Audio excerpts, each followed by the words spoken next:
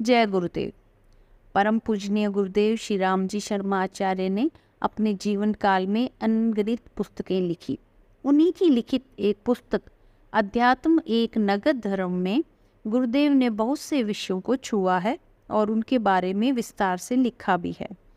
इस पुस्तक में उन्होंने अध्यात्म को साइंस ऑफ सोल कहा है और इस अध्यात्म से कैसे व्यक्ति अपने व्यक्तित्व को चुंबक के समान बना लेता है, कैसे संतोष, धन, कैसे सम्मान बरसता है और सामाजिक जीवन में अध्यात्म का क्या सरोकार है, उससे संबंधित कई प्रकार के सिद्धियों के प्रकार और अपने आप को कैसे बदले, इस तरह के विषयों को लिखा है।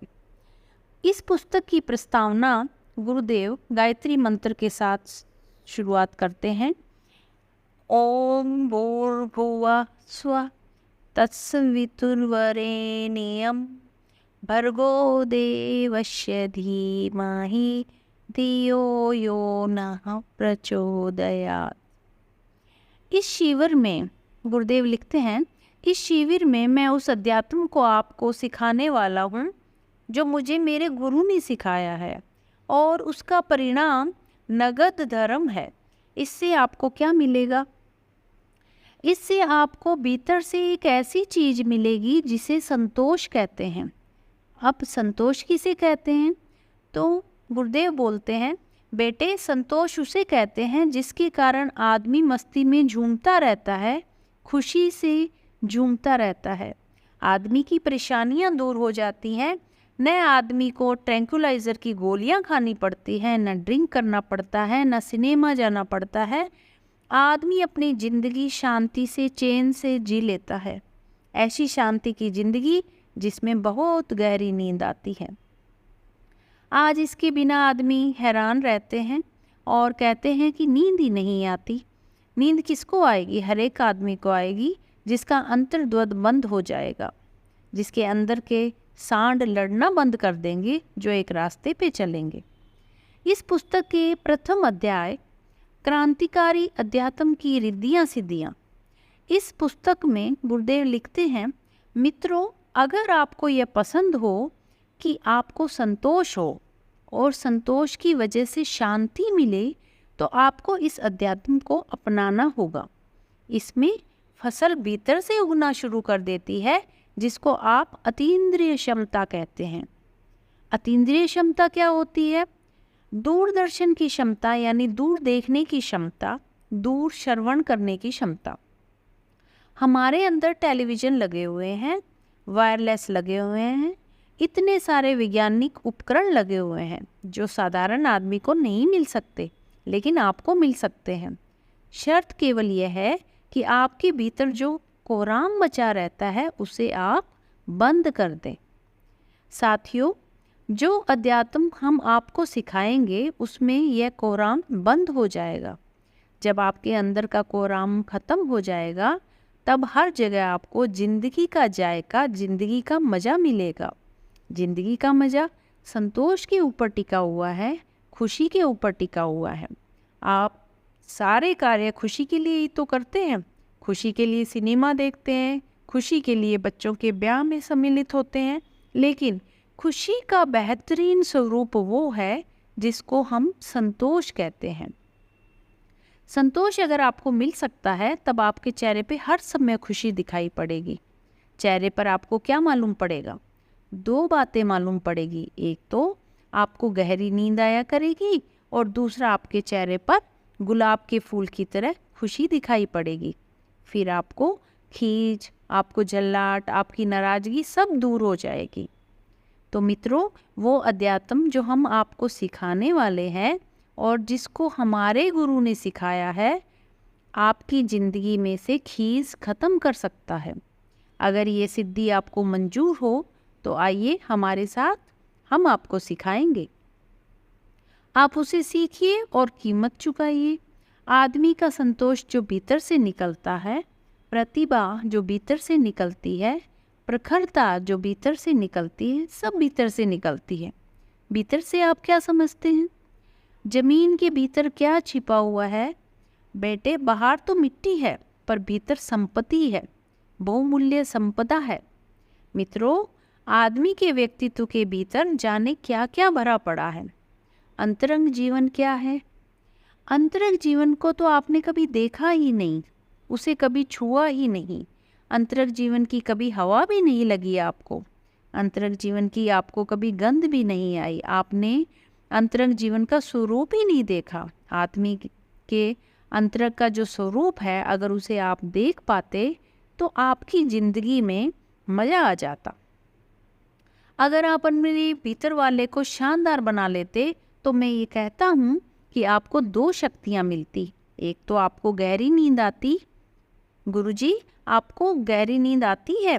तो गुरुदेव बोलते हैं, हाँ बेटे, हमको ऐसी गहरी नींद आती है कि हम 8 बजे यहाँ से जाते हैं और बिस्तर पर लेटते ही 8:30 बजे तक गहरी नींद में चले जाते हैं। फिर 12:30 बजे हमारी आँख खुल जाती है और हम 1 बजे तक आधे घंटे में नहा धोकर अपना काम चालू कर देते हैं। भजन पूजन करते हैं। हम कितने घंटे सोते हैं बेटे? हम 4 घंटे सोते हैं। 4 घंटे में हमको इतनी गहरी नींद आती है कि चाहे ज़मीन फट जाए या आसमान टूट जाए, हमें सामान्य घटनाएं प्रभावित नहीं करती।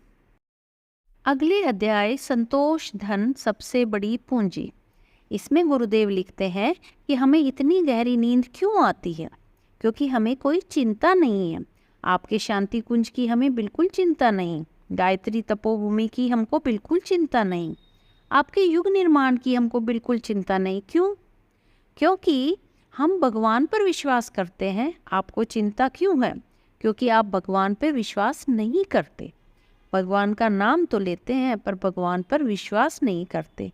हम भगवान पर विश्वास करते हैं और ये समझते हैं कि सारी दुनिया उसी के चक्र पर घूम रही है और हम भी उसी के इशारे पर कठपुतली की तरह काम करते हैं और उसको जो काम करना होगा वह ठीक हो जाएगा। इसलिए हमें पूरी नींद आती है और रात को जरा भी यह संतोष नहीं होता और चिंता तो बिल्कुल भी नहीं आती। और क्या रहता है बेटे? हमारे चेहरे पे मुस्कुराहट छाई रहती है। मित्रों, गांधी जी के चेहरे पे सदैव मुस्कुराहट रहती थी। वे जल्दी जल्दी हंसते रहते थे, वे मजाक भी करते थे। गांधी जी से एक बार पूछा कि आप तो बार बार हंसते हैं, तो उन्होंने कहा हंसेंगे नहीं तो जिएंगे कैसे? हंसने के ऊपर ही तो हमारी जिंदगी कायम है। जो आदमी हंसते नहीं वे मनहूस होते हैं। मनहूस माने राक्षस, शैतान, जिसको देखकर बच्चे भाग जाते हैं, ये कौन आ गया? मनहूस आ गया। मनहूस कैसा होता है? जैसे पापा। पापा किसे कहते हैं? मनहूस को। पापा जब घर में घुसेगा तो सब पर हावी होता चला जाएगा। बीवी पर हावी, बच्चों पे हावी, साइकिल पे हावी, खाने पे हावी, थाली पे हावी, सब चीज़ों पे हावी होता चला जाएगा। ये कौन है? मनहूस है, राक्षस है, जो हंसना हंसाना नहीं जानता। मित्रों, अगर आपके भीतर कदाचित अध्यात्म आ गया तो आपके चेहरे से मिठास बरसेगी, आपकी वाणी से रस बरसेगा, आपके व्यवहार में जाने क्या क्या शानदार चीज़ें आएंगी। अध्यात्म उस चीज का नाम है जो आपके भीतर संतोष ला करके देगा। यह हुई सिद्धि नंबर 1। अगर आपको यह सिद्धि स्वीकार हो तो चलिए फिर हम आपको साधना बताएंगे। गुरुजी, साधना बताने में तो बहुत टाइम लग जाएगा। नहीं बेटे, ये तो मिनटों की बात है।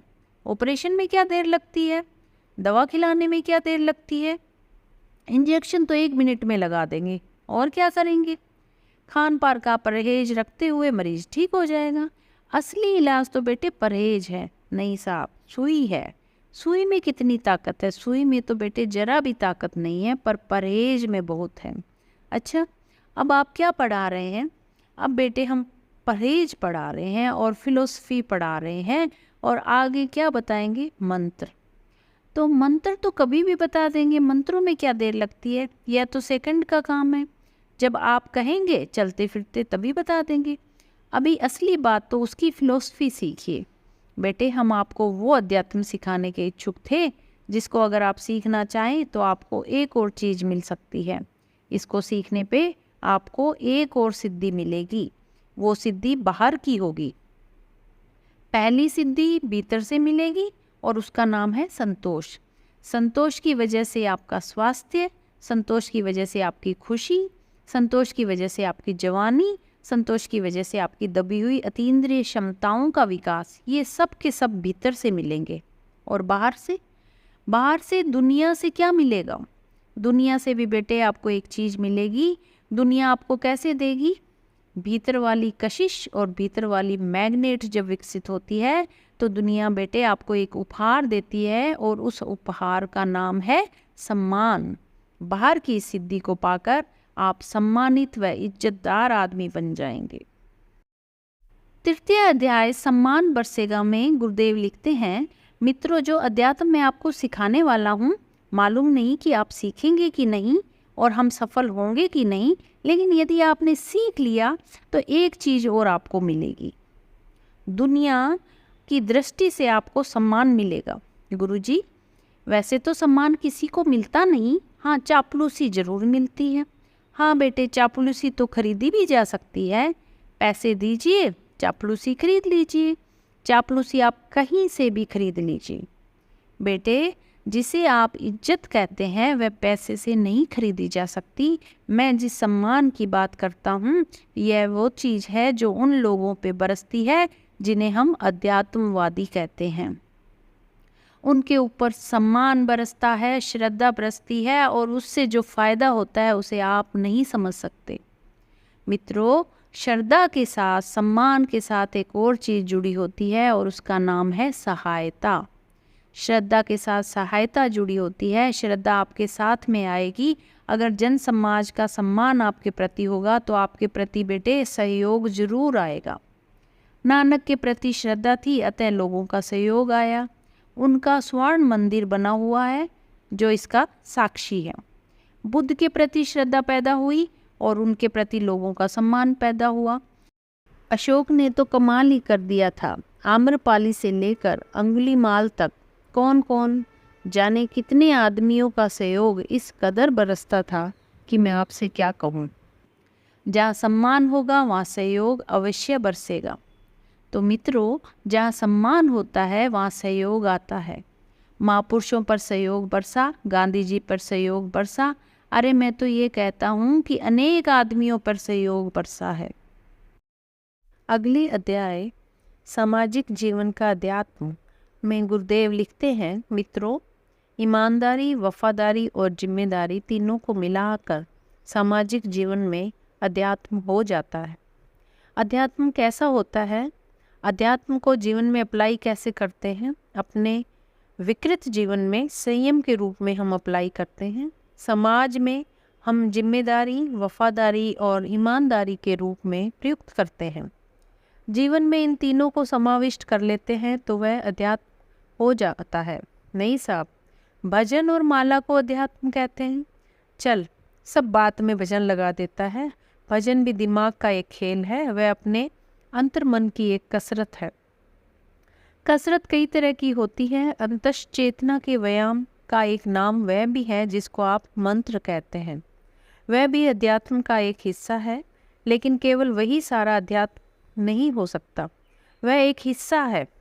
मंत्र भी एक हिस्सा है। समस्त अध्यात्म मंत्र नहीं हो सकता। गुरुजी, आप अध्यात्म से अनुदान के विषय में कह रहे थे। बेटा, मैं कह रहा था कि जब सम्मान आता है तो सहयोग भी आता है, श्रद्धा आती है। आप क्यों नहीं सुनते? हमें तो कोई ज़रूरत नहीं है, हमारे सब विरोधी हैं। विरोधी भी बेटे इज्जत करते हैं। क्रांतिकारियों को बेटे अंग्रेज़ों ने फांसी दे दी थी। उनको फांसी देने वाले मजिस्ट्रेट ने उनके जो रिमार्क लिखे हैं उसे पढ़कर देखिए। हाँ, उन्होंने क्या रिमार्क लिखे हैं? उन्होंने ये रिमार्क लिखे हैं कि हम इनकी इज्जत करते हैं क्योंकि उन्होंने जिस काम के लिए ये गुनाह किए वो मकसद बहुत ऊंचे थे। इन्होंने गुनाह किए, इसलिए हमारा संविधान, हमारा कानून कहता है कि इन्हें जेल में फांसी लगनी चाहिए। इसलिए हमने फांसी लगवा दी, पर फांसी लगाते हुए हम इनकी इज्जत करते हैं। अध्याय सिद्धियों के कई प्रकार, सहयोग एवं अनुदान में गुरुदेव लिखते हैं कि मित्रों, आपको इज्जत मिल सकती है। किससे? उस अध्यात्म से जो हम आपको सिखाने वाले हैं, उससे आपको इज्जत मिलेगी। तो आप देखना, आपको सहयोग भी मिलेगा। सहयोग कहाँ से मिलेगा? बेटे हमको पहले मिली है इज्जत, फिर हमको मिली सहायता। सहायता नहीं मिलती तो हम कहाँ से ये सब काम चला रहे हैं बताइए। हमारे कितने जीवनदानी मुट्ठी में हैं। ब्रह्म वर्चस्व में कितने आदमी काम करते हैं, वे क्या हैं? 8-10 तो वे हैं जो पोस्ट ग्रेजुएट हैं, पीएचडी हैं, मेडिकल के एमबीबीएस हैं, एमएस हैं, एमडी हैं। कितने लड़के काम करते हैं।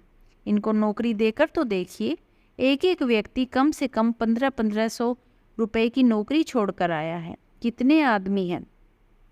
20 हैं, कितने रुपए लगेंगे? 30,000 रुपये महीने लगेंगे। पहले नौकरी दीजिए, पीछे काम लेना। ये सब कहाँ से आता है? श्रम के रूप में सहयोग, अकल के रूप में सहयोग, भावनाओं के रूप में सहयोग। आप सहयोग का अर्थ केवल पैसा समझते हैं। मित्रों, अगर आपका यही ख्याल है कि सहयोग का अर्थ पैसा होता है तो चलिए मैं अभी देता हूँ। गांधी जी पर भी पैसा आया था, दूसरों पर भी पैसा आया था, तीसरों पर भी पैसा आया था। विनोबा पर कितनी जमीन आ गई थी? करोड़ों एकड़ जमीन भूदान में आ गई थी। मैं क्या कहूँ बेटे, कोई इतनी ज़मीन खरीदता तो दिवाला निकल जाता। हमने जरा सी ज़मीन खरीदी है, 1.5 लाख लग गया। और उन्होंने कितनी ज़मीन खरीदी? करोड़ों रुपए की ज़मीन खरीदी। विनोबा ने भूदान यज्ञ में सहयोग दिया था। आपको सहयोग मिलता है, किसी का नहीं मिलता। धर्मपत्नी का मिलता है? नहीं साहब, उसका भी नहीं मिलता। माताजी का मिलता है? नहीं, माताजी का भी नहीं मिलता। पिताजी का भी नहीं मिलता। किसी का मिला सहयोग? नहीं साहब, सब बड़े चालाक हैं और सब दुनिया बेईमान है। हाँ, आपको कहना बिल्कुल सही है, दुनिया तो है ही चालाक, लेकिन हर आदमी के भीतर एक और मादा है। कौन सा वाला? जो दूसरों की सहायता करता है। आप पहले अपना सम्मान प्राप्त कीजिए। मित्रों, लोग सम्मान नहीं देते, सम्मान लिया जाता है। कैसे? उस अध्यात्म से जो हम आपको सिखाने वाले हैं और समझाने वाले हैं, उससे आप क्या करेंगे? उससे उस अध्यात्म की कीमत आप जनता का सम्मान खरीदेंगे। फिर क्या होगा? फिर आप पर सहयोग बरसेगा। ये क्या हो गया? ये सिद्धि नंबर 2 है। ये किसकी सिद्धि हो गई? ये बाहर की सिद्धि हुई। ईश्वर, जीव और प्रकृति 3 होते हैं। मैं पहले जीव की बात कह रहा था। जीवात्मा के भीतर से, हमारे अंतर्मन से जो सिद्धियाँ निकलती है, अभी मैं उसका हवाला दे रहा था। अब मैं प्रकृति का हवाला दे रहा हूँ। प्रकृति के साथ समाज जुड़ा हुआ है। बहिरंग से आपको तरह तरह के सहयोग मिलेंगे, सहायता मिलेगी, तरह तरह की प्रसन्नताएं मिलेंगी, तरह तरह के भाव मिलेंगे। तो साथियों, जो सिद्धांत, जो अध्यात्म में सिखाने वाला हूँ और जिसके लिए मैंने आपको बुलाया है, उस अध्यात्म की सफलता पर मेरी उम्मीदें टिकी हुई है। और जिस सफलता के आधार पर आपका भविष्य टिका हुआ है, आप अगर जंजाल में फंसेंगे तो मरेंगे। नहीं साहब, मंत्र जपेंगे और पैसा कमाएंगे, ये सब झूठ है। अभी भी यही जालसाजी लिए बैठा है, जादूगरी लिए बैठा है। जादू क्या होता है? मिट्टी में फूका, हो गया जादू। यही है तेरा अध्यात्म, बाजीगर कहीं का। बाजीगरी सीखने आया है, क्या सिखाएं? बाजीगरी सिखाइए, मिट्टी में फूंक मारिए और पैसा मंगाइए, गायत्री मंत्र पढ़िए और बेटा पैदा कर दीजिए। हट मूर्ख कहीं का, ये क्या करता रहता है बेअकली की बात। अध्यात्म बेअकली का नाम नहीं है। बेअकली अलग बात है और अध्यात्म अलग बात है, जिससे आप फ़ायदा उठा सकते हैं, जिसको पाकर हिंदुस्तान शानदार हुआ था और आप भी शानदार हो सकते हैं। वह अध्यात्म अलग है और ये बेअकली अलग है। कौन सी? जो मैं शुरू में ही कह रहा था, मनुहार उपहार की। मनुहार कीजिए, उपहार पाइए। बेटे, ये बच्चों का धंधा है। अगर आप बच्चे हैं तो मैं नहीं कह सकता, और छोटी चीज़ों तक भी मैं नहीं कह सकता, पर अगर बड़ी चीज़ों की बात है तो बड़े लोगों की तरह से आप इजार करना शुरू कर दीजिए। अगले अध्याय देवी अनुग्रह यानी भगवान की सिद्धि। इसमें बात बताते हुए गुरुदेव लिखते हैं, यहाँ तक 2 बातें हो गई। एक जीव की शक्ति हो गई और एक प्रकृति की सिद्धि हो गई। एक सिद्धि और बाकी है। वह सिद्धि कौन सी है? वह सिद्धि भगवान की सिद्धि है। तीसरी सिद्धि है। भगवान की सिद्धि किसे कहते हैं? जिसे हम देवी अनुग्रह कहते हैं। हाँ, देवी अनुग्रह भी आते हैं, देवी अनुग्रह हो सकते हैं। हाँ बेटे, देवी अनुग्रह भी होते हैं। देवी अनुग्रह भी आदमी को मिलते हैं, परंतु हर एक को नहीं मिलते। गुरुजी जो मांगेगा उसे भी नहीं, नहीं बेटा, सबको नहीं मिलते। देवी अनुग्रह प्राप्त करने की भी शर्त है। कौन सी शर्त है? हम आपको यही समझाने वाले हैं, जिसके लिए हम आपको अब मजबूर करने वाले हैं, जिसके लिए हम दबाव डालने वाले हैं, जिसके लिए हम जोर लगाते हैं, वह है पात्रता का विकास। जिस दिन आपकी पात्रता विकसित हो जाएगी, उस दिन क्या होगा? देवी अनुग्रह बरसेंगे। मित्रों, देवी अनुग्रह बरसते हैं, मांगे नहीं जाते। ये हवा जो है ऑक्सीजन लेकर आती है। इतने काम की ऑक्सीजन आपको दी जाती है कि मैं क्या कहूँ आपसे। कितने दाम की ऑक्सीजन है? डॉक्टर साहब से पूछिए कि ऑक्सीजन का सिलेंडर कितने का मंगाया था? 650 रुपये का। एक आदमी के लिए कब तक एक सिलेंडर चल सकता है? अगर एक आदमी सारे दिन लगाए रखे तो 2-3 दिन में ख़त्म हो जाएगा। हवा आपकी नाक में ऑक्सीजन की नली लेके आती है और हर दिन लगभग 300 रुपये की ऑक्सीजन आपको फोकट में दे जाती है। बेटे, आप देवता का अर्थ समझते नहीं। देवता कहाँ से आते हैं? सूरज की धूप कहाँ से आती है? सूरज की धूप का दाम निकालिए। हमारे यहाँ लाइट जलती है, 100 वाट का बल्ब जलता है, यह कितनी बिजली कंज्यूम करती है? अपने मीटर को देख ले। हमारे यहाँ जो बिल आता है 1000 रुपये से ज़्यादा का आता है। हमारे यहाँ 1500 रुपये की बिजली जलती है। हम देखते हैं कि रात में कितनी देर बिजली जलती है, तो कहते हैं कि भाई बंद करो बत्ती। आपने 100 वाट का बल्ब लगा रखा है, 40 वाट का लगाइए, 15 का लगाइए। हम किफ़ायत करते हैं। सूरज कितने हॉर्स पावर का है, कितने कैंडल का आप समझते हैं सूरज को? वह आपके मकान पे जलता है, आप हीटर जलाते हैं, कितनी बिजली जल जाती है, 2.5 रुपये की, और ये हीटर कितने रुपए में आता है।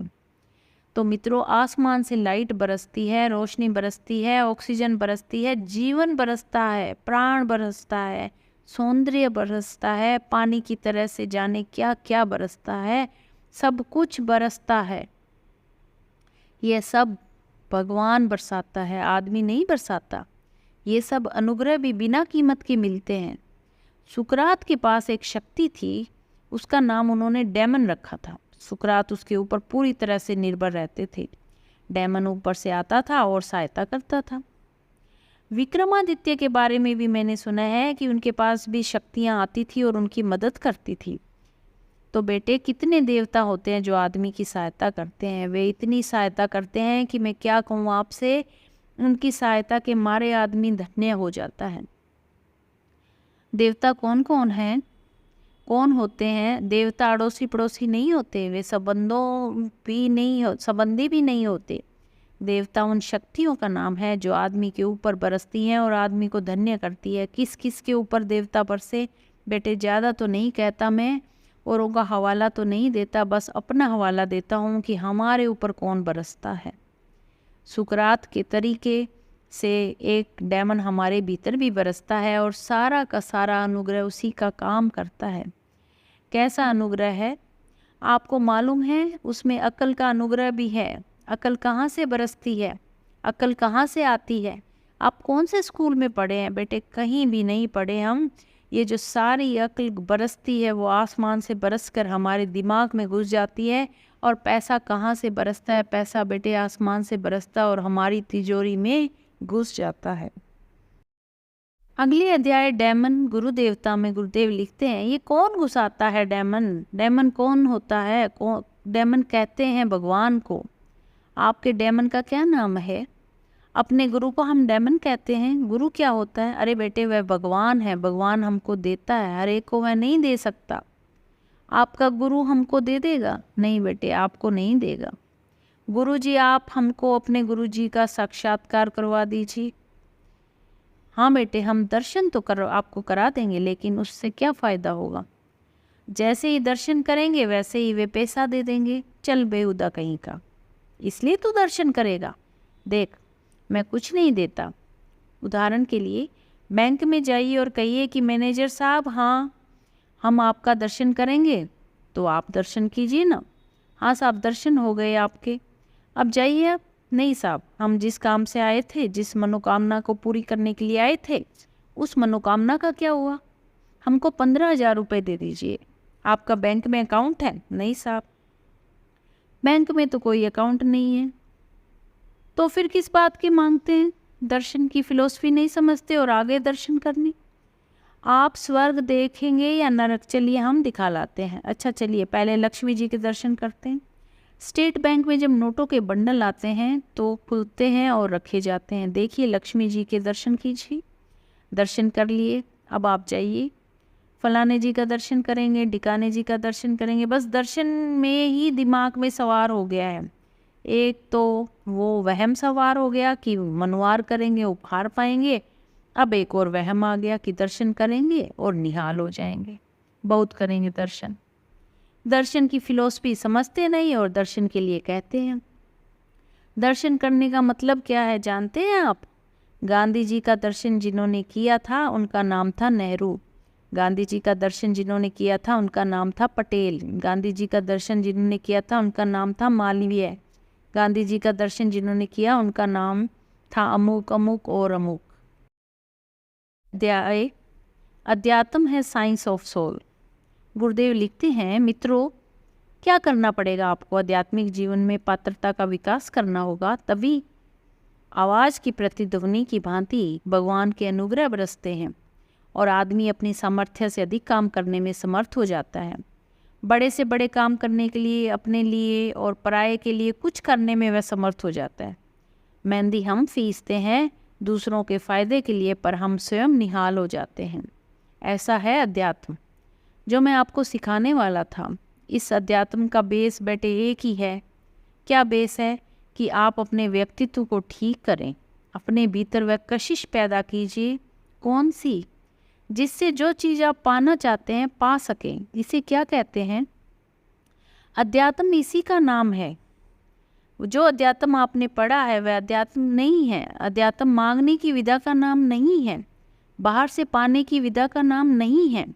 अध्यात्म किसे कहते हैं? अध्यात्म कहते हैं साइंस ऑफ सोल को, सोल की साइंस को। सोल का हम डेवलपमेंट कैसे कर सकते हैं? सोल को परिष्कृत कैसे कर सकते हैं? सोल को हम शानदार कैसे बना सकते हैं जिससे बाहर की चीज़ें खिंचती हुई चली आए? मित्रों, हमारा अपना मैग्नेट सुरक्षित करने की कला का नाम अध्यात्म है। अपना मैग्नेट जब खींचता है तो ये बाहरी चीज़ें खींचती हैं। प्लांट जब खींचते हैं तो बादल बरसते हैं, बादलों का मैग्नेट नहीं है। पेड़ जब खत्म हो जाते हैं तो पानी बरसना बंद हो जाता है, पेड़ों का मैग्नेट ही उन्हें खींचता है। खदानें जब पैदा होती है तो इसके अंदर जो लोहा होता है वो दूर दूर तक खींचता रहता है और खजाने में अपने पास जमा कर लेता है।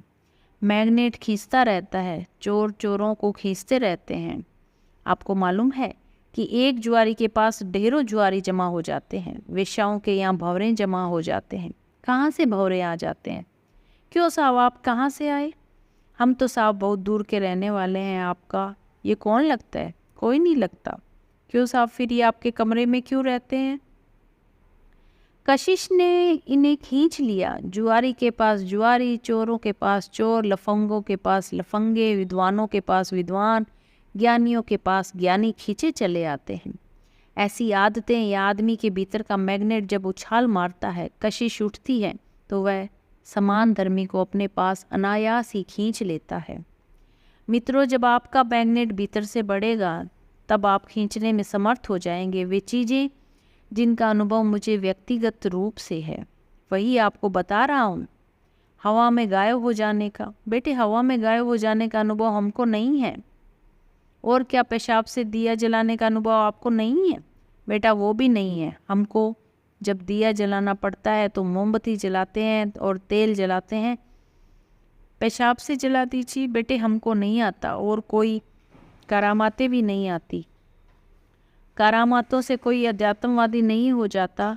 अध्यात्म अपने आप में सबसे बड़ी करामात है। उससे आदमी महान आत्मा हो जाता है, देवात्मा हो जाता है, ऋषि हो जाता है और नर से नारायण हो जाता है। ये अपने आप में एक विधा है। व्यक्तित्व का चुंबक।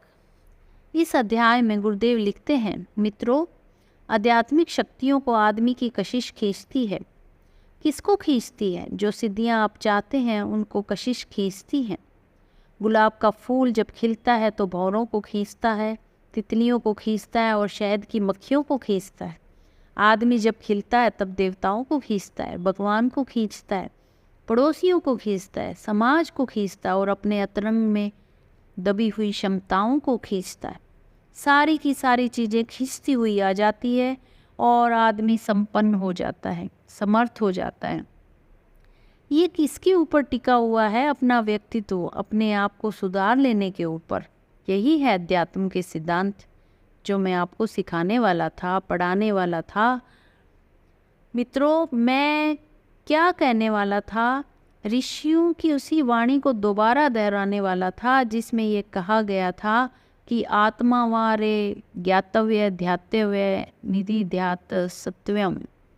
अरे मूर्खो, अपने आप को देखो, अपने आप को समझो और अपने आप को ठीक करो। ये क्या है? ये ऋषियों की वाणी है और ये वो अध्यात्म है जिसमें भगवान ने कहा है कि यदि इंसानों से आप ऊंचा उठना चाहते हैं, आगे बढ़ना चाहते हैं, खुशी होना चाहते हैं, समृद्ध होना चाहते हैं, संपन्न होना चाहते हैं, तो उसके लिए क्या तरीका हो सकता है? फार्मूला क्या हो सकता है? भगवान ने कहा, उदरेत आत्मा आत्मानम नानमातम नमम वसादेयत। अर्थात अपने आप को उठाइए, अपने आप को गिराइए मत। मित्रों, गिराता कौन है? इंसान। उठाता कौन है? भगवान। इंसान के भीतर उठाने वाला जो मादा है उसी को ही कहते हैं भगवान। भगवान किसे कहते हैं?